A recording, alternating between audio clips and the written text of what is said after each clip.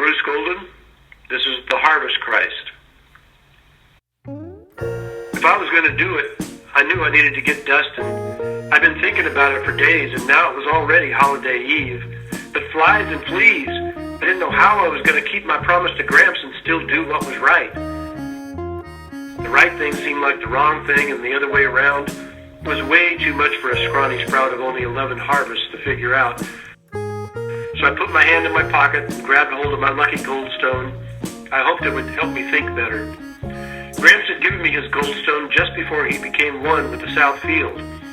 He said it had come from far away. I used to love to fold up on the porch and listen to him talk about far away and the things he called cities.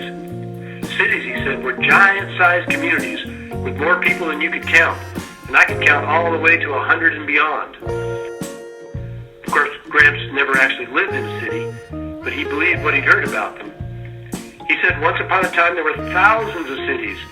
That is, until the rainfire destroyed them. I knew all about the rainfire, the swarms of hoppers, old demon drought. Those things were land story. They were part of the soil. They were in every seed, every drop of water. But cities, I wasn't sure if I believed in them. Someday, though, I wanted to have a look-see for myself. After one or two more harvests, I was going to dust a trail to far away and see what I could see. Right now, I had a promise to keep.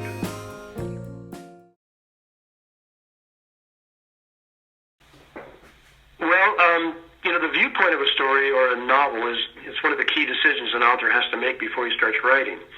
So for The Harvest Christ, I knew I wanted to explore my apocalyptic world through the eyes of a naive youngster who knew nothing of the old world. So I decided that a first-person viewpoint would serve me best.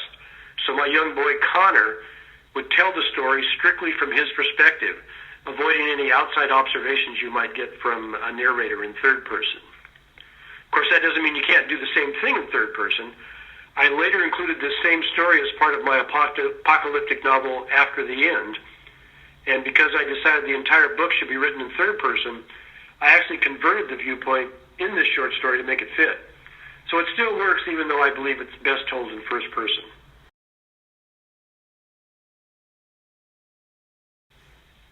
I'm not sure the way I develop has really changed that much. Of course, I like to think it's improved, but dialogue has actually always been my strength as a writer, which is why I try to write in first person whenever it's appropriate to the story, because it's basically just the inner dialogue of the character. It's just like you're writing, two people talking, except it's just the main character, what's told in his head. So dialogue just seems to flow out of my fingers easier than descriptive verbiage.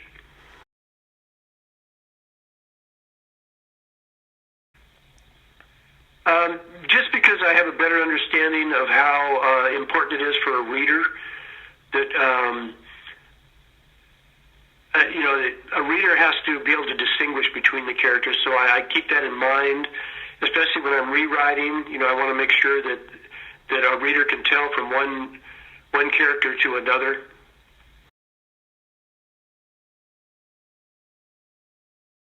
But it kind of follows what I was just saying. A writer should try and vary the speech patterns and vocabulary of various characters, if for no other reason than to aid the reader in keeping track of who's talking during a conversation between two or more people.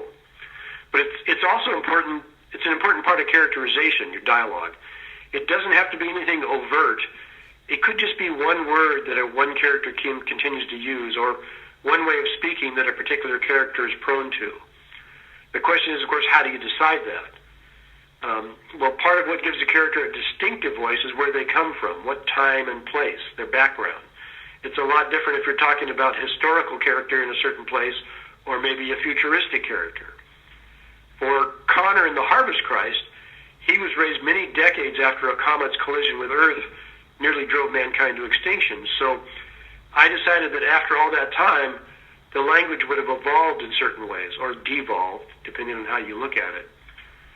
Some words would have changed either in pronunciation or meaning or both, and new words would become part of his daily lexicon. Now, Connor lives in an agrarian society, so much of the terminology he uses is formed around words and phrases connected with farming.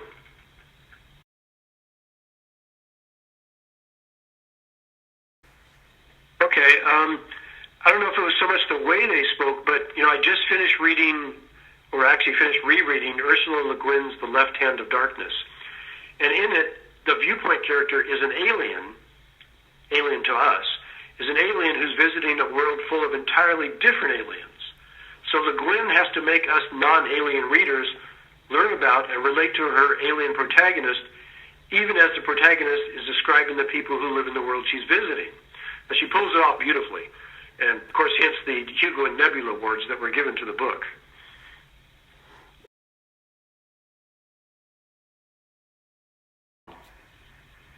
The last time I was on a farm, I was probably like 5 years old. I went back east to visit family, and I had a lot of family that were farmers. I don't know that I use too much of my personal experience in the stories, because normally, again, because I write speculative fiction, science fiction and fantasy is really my genre, I'm often creating things that took place in the future, or I have a book full of historical stories that are also speculative. So I'm writing a lot about places I've never been. Sometimes I'm just creating the place. So a lot of time I have to do some world building. I have to make up the world that I'm in, and then I have to think about how the characters speak in this future world. Again, is there new terminology involved? Are they speaking just like me? Normally you like to change the dialogue a little bit so that the reader gets the idea that this is not now. This is 50 or 100 years in the future, or 300 years in the past, depending on what you're writing.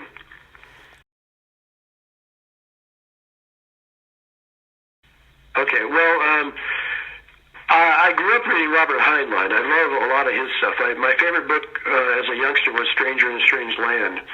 But I've come to appreciate some a lot of other authors. Dune is a classic novel. It's hard to say anything's better than Dune, or it's some of its sequels. I love to read the Earth Clan series by David Brin. He's the guy who also did The Postman, which was made into a movie. Greg Bear is another one of my favorite authors. I was just rereading